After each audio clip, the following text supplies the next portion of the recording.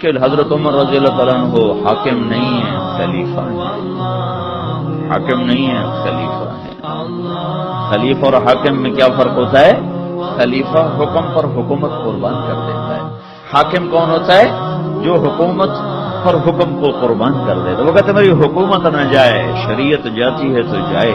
خلیفہ کون ہوتا ہے؟ وہ کہتا ہے شریعت نہ جائے، حکومت جاتی ہے تو جائے۔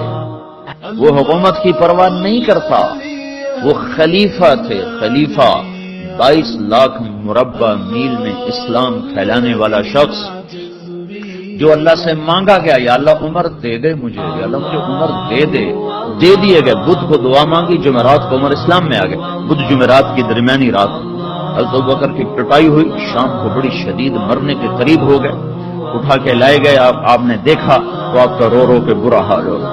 اس وقت آپ نے دعا کی اللہ اسلام کو عزت دے ان دو میں سے ایک، عمر یا عمر۔ ایک ابو جہل کا نام عمر بن ہشام ہے، ان کا نام عمر بن خطاب ہے، لیکن آپ نے فرمایا میرا جی چاہتا ہے کہ عمر بن خطاب ہو۔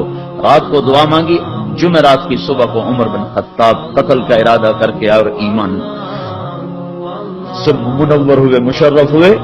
اور جب یہ ایمان لائے تو جبریل اتر آئے کہ یا رسول اللہ آپ کو خوشی ہو رہی عمر کے اسلام کی؟ آپ نے کہا بڑی، کا آسمان کے فرشتے بھی خوش ہو رہے، آسمان کے فرشتے بھی خوش ہو رہے۔ 10 برس حکومت کی۔ 10 سال کے بعد عبداللہ بن عمر بیٹے نے خواب دیکھا کہ پسینہ ایسے پہنچ رہے ہیں، یوں پسینہ پہنچ رہے ہیں۔ کہنے لگے ابا جان کیا ہوا؟ کہ بیٹا حکومت کا حساب دے کے فارغ ہوا ہوں، ابھی جان کا حساب باقی ہے۔ 10 برس کے بعد خواب دیکھا تو کیا کہہ رہے ہیں؟ ابھی حکومت کا حساب دے کے فارغ ہوا ہوں، ابھی جان کا حساب دینا باقی ہے۔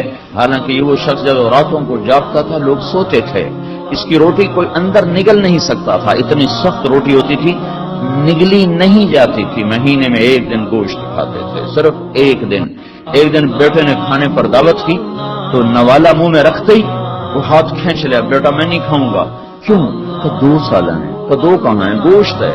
کہنے تم نے گوشت میں گھی ڈالا ہوا ہے، گھی الگ سالن ہے، گوشت الگ سالن ہے۔ میرے نبی نے زندگی بھر گھی اور گوشت ملا کے نہیں کھایا۔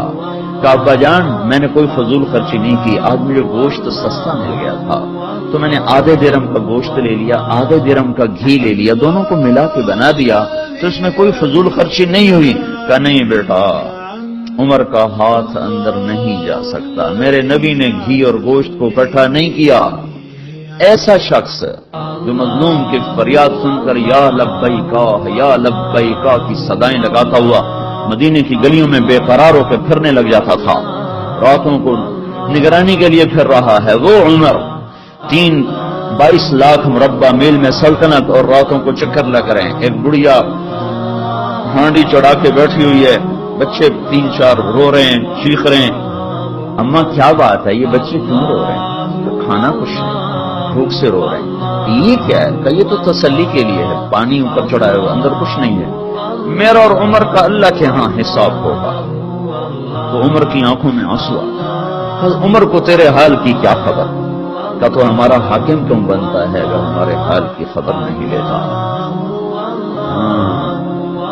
یہ حکومت کر کے خوش ہوتے ہیں میں وزیر بن گیا، پاگل دنیا مبارک دیتی ہے، مبارک ہو جناب آپ وزیر بن گئے۔ تو عمر وہاں سے بھاگے، بیت المال سے سامان اٹھایا، بوری بھری، اپنے کمر پر اٹھانے لگے تو نوکر نے کہا میں اٹھا لوں، اصل غلام میں اٹھا لوں۔ فرمایا قیامت کے دن بھی میرا بوجھ تو مت ہوگا۔ بوری اٹھائی اور بھاگے ہوئے آئے اور آ کر جلدی سے اس میں گھی اور پنیر اور کھجور، حیسا ایک عرب میں حلوہ بنتا تھا، حیسا، وہ جلدی سے تیار کیا اور لکڑیاں ڈال کے پھونک مار رہے ہیں۔ اسلم فرماتے ہیں غلام کہ میں دھواں ان کی داڑھی میں سے نکلتا اور آنکھوں سے آنسو بہتے میں دیکھ رہا تھا، وہ بے قرار ہو کے آگ جلا رہے تھے یہاں تک کہ وہ حیسا تیار ہوا۔ پھر آپ نے خود ڈوئی میں سے پلیٹوں میں ڈال کے بچوں کے آگے رکھا، پھر ایک طرف بیٹھ گئے ان کو کھاتا دیکھنے لگے۔ پھر وہ بچے ہنسنے کودنے لگے، پھر تھوڑی دیر بعد اٹھ کے چل دیے تو وہ عورت کہنے لگی کاش عمر کی بجائے تو امیر المومنین ہوتا۔ تو یہ نہیں کہا کہ وہ میں ہی ہوں، کہا اماں جب تو امیر المومنین سے ملے گی تو مجھے بھی وہیں پائے گی، مجھے بھی وہیں پائے گی۔ واعجز به جميعا. الله